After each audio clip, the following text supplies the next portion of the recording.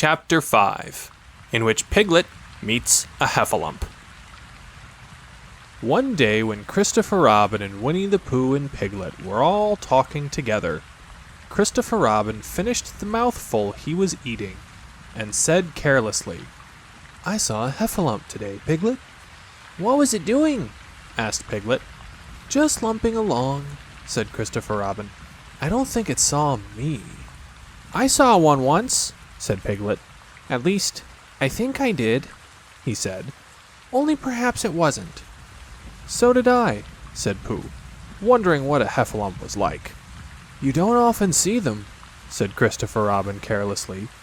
"Not now," said Piglet. "Not at this time of year," said Pooh. Then they all talked about something else until it was time for Pooh and Piglet to go home together. At first, as they stumped along the path which edged the 100-acre wood, they didn't say much to each other, but when they came to the stream and had helped each other across the stepping stones and were able to walk side by side again over the heather, they began to talk in a friendly way about this and that, and Piglet said, "If you see what I mean, Pooh."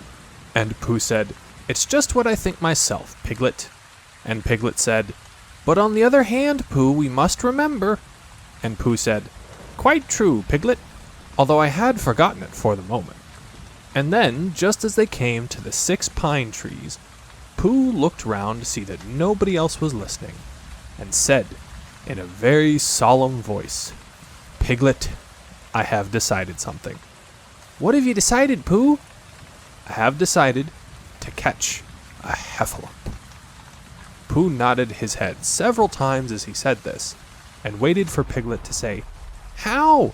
or "Pooh, you couldn't," or something helpful of that sort. But Piglet said nothing.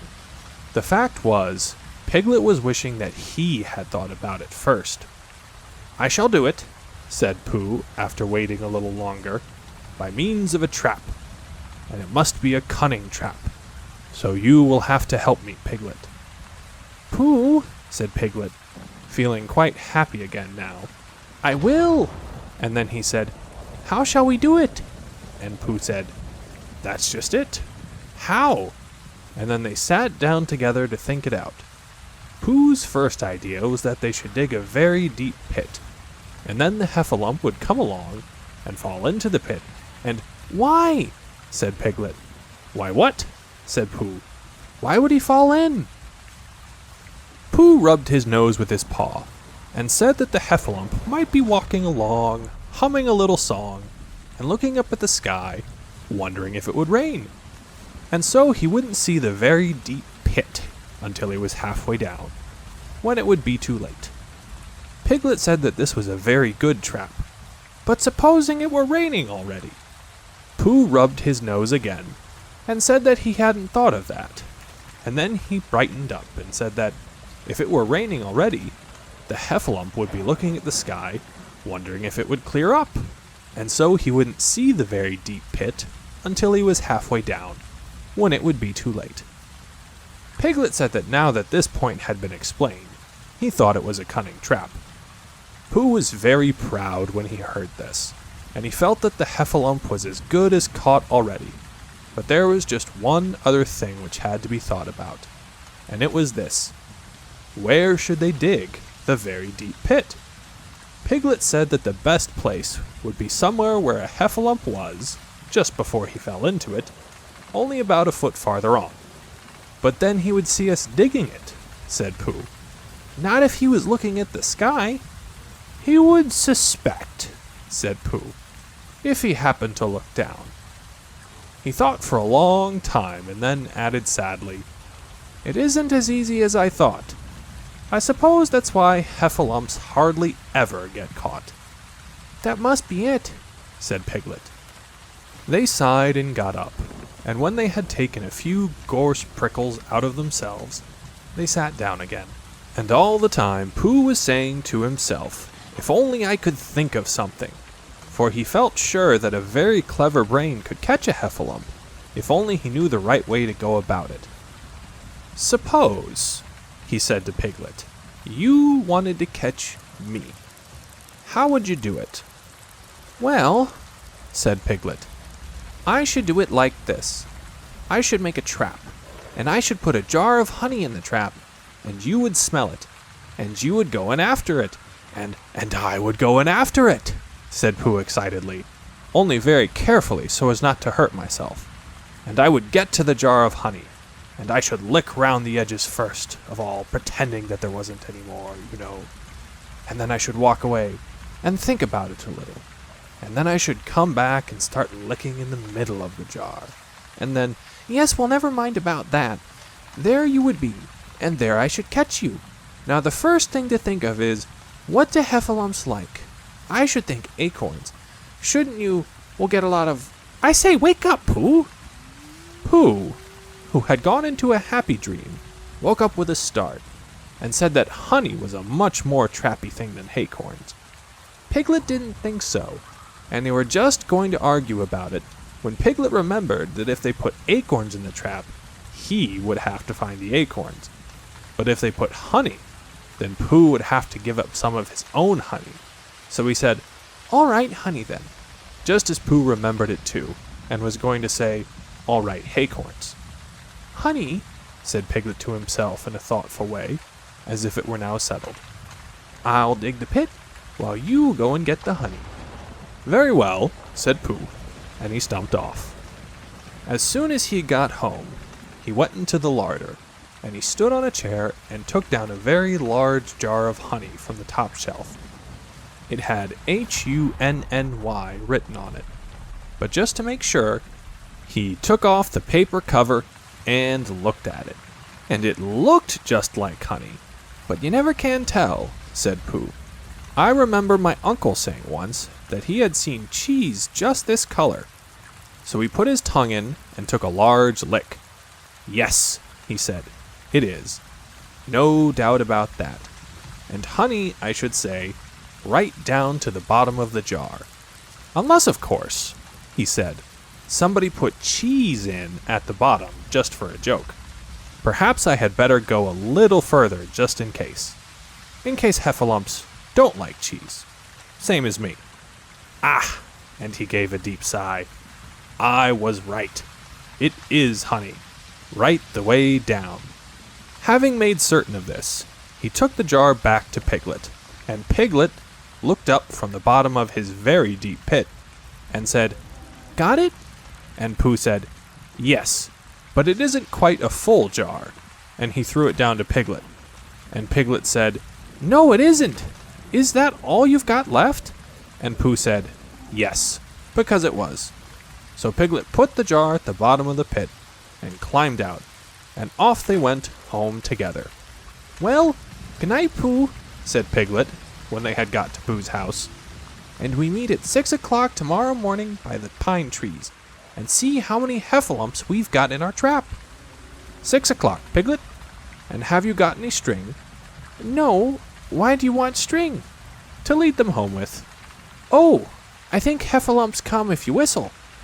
"Some do and some don't. You never can tell with heffalumps. Well, good night." "Good night." And off Piglet trotted to his house. Trespassers W, while Pooh made his preparations for bed. Some hours later, just as the night was beginning to steal away, Pooh woke up suddenly with a sinking feeling. He had had that sinking feeling before, and he knew what it meant. He was hungry. So he went to the larder, and he stood on a chair and reached up to the top shelf and found nothing. "That's funny," he thought. "I know I had a jar of honey there. A full jar, full of honey right up to the top. And it had honey written on it, so that I should know it was honey. That's very funny." And then he began to wander up and down, wondering where it was, and murmuring a murmur to himself, like this: "It's very, very funny, 'cause I know I had some honey, 'cause it had a label on saying honey. A galuptious full of pot too, and I don't know where it's got to. No, I don't know where it's gone. Well, it's funny." He had murmured this to himself 3 times in a singing sort of way, when suddenly he remembered. He had put it into the cunning trap to catch the heffalump. "Bother," said Pooh. "It all comes of trying to be kind to heffalumps." And he got back into bed. But he couldn't sleep. The more he tried to sleep, the more he couldn't. He tried counting sheep, which is sometimes a good way of getting to sleep. As that was no good, he tried counting heffalumps, and that was worse, because every heffalump that he counted was making straight for a pot of Pooh's honey, and eating it all. For some minutes he lay there miserably, but when the 587th heffalump was licking its jaws and saying to itself, "Very good honey, this. I don't know when I've tasted better," Pooh could bear it no longer.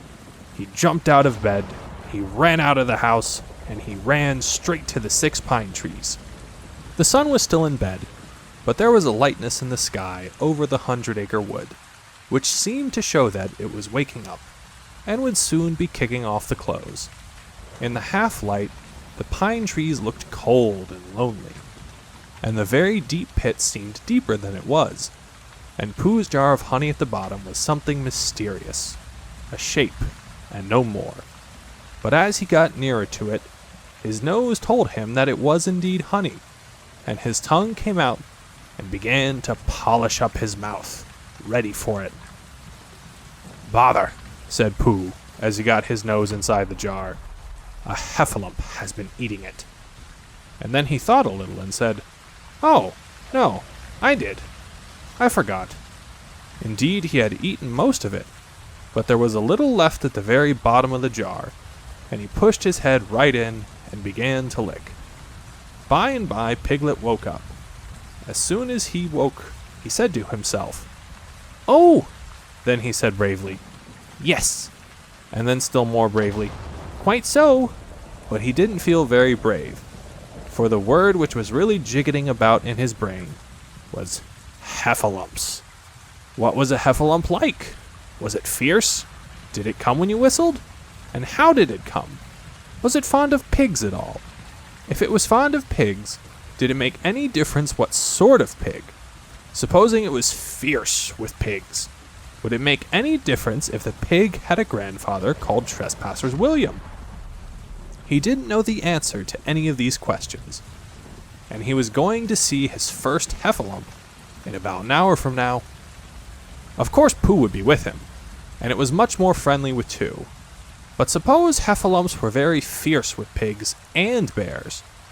Wouldn't it be better to pretend that he had a headache and couldn't go up to the 6 pine trees this morning? But then suppose that it was a very fine day, and there was no heffalump in the trap. Here he would be in bed all the morning, simply wasting his time for nothing. What should he do? And then he had a clever idea. He would go up very quietly to the 6 pine trees now, peep very cautiously into the trap, and see if there was a heffalump there. And if there was, he would go back to bed. And if there wasn't, he wouldn't. So off he went. At first he thought that there wouldn't be a heffalump in the trap, and then he thought that there would.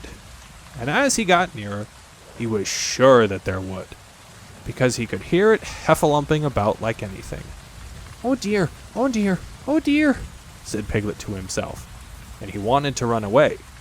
But somehow, having got so near, he felt that he must just see what a heffalump was like. So he crept to the side of the trap and looked in. All the time, Winnie the Pooh had been trying to get the honey jar off his head. The more he shook it, the more tightly it stuck. "Bother," he said inside the jar, and "Oh, help," and mostly, "Ow." And he tried bumping it against things, but as he couldn't see what he was bumping it against, it didn't help him. And he tried to climb out of the trap, but as he could see nothing but jar, and not much of that, he couldn't find his way. So at last he lifted up his head, jar and all, and made a loud roaring noise of sadness and despair. And it was at that moment that Piglet looked down. "Help, help!" cried Piglet. "A heffalump! A horrible heffalump!" And he scampered off as hard as he could, still crying out, "Help, help! A horrible heffalump! Off, off! A hellable horrolub! Hole, hole! A hoffable hellerub!" and he didn't stop crying and scampering until he got to Christopher Robin's house. "What's the matter, Piglet?" said Christopher Robin, who was just getting up. "Have," said Piglet, breathing so hard that he could hardly speak. "I have a lump." "Where?" "Up there," said Piglet, waving his paw. "What did it look like?" Like, it had the biggest head you ever saw, Christopher Robin.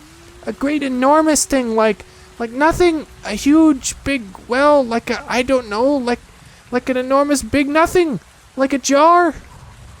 "Well," said Christopher Robin, putting on his shoes, "I shall go and look at it. Come on."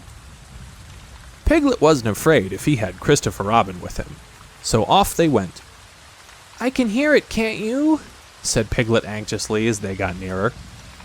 "I can hear something," said Christopher Robin. It was Pooh bumping his head against a tree root he had found. "There," said Piglet. "Isn't it awful?" And he held on tight to Christopher Robin's hand. Suddenly Christopher Robin began to laugh. And he laughed, and he laughed, and he laughed. And while he was still laughing, crash went the heffalumps head against the tree root, smash went the jar, and out came Pooh's head again. Then Piglet saw what a foolish piglet he had been, and he was so ashamed of himself that he ran straight off home and went to bed with a headache. But Christopher Robin and Pooh went home to breakfast together. "Oh, Bear," said Christopher Robin, "how I do love you." "So do I," said Pooh.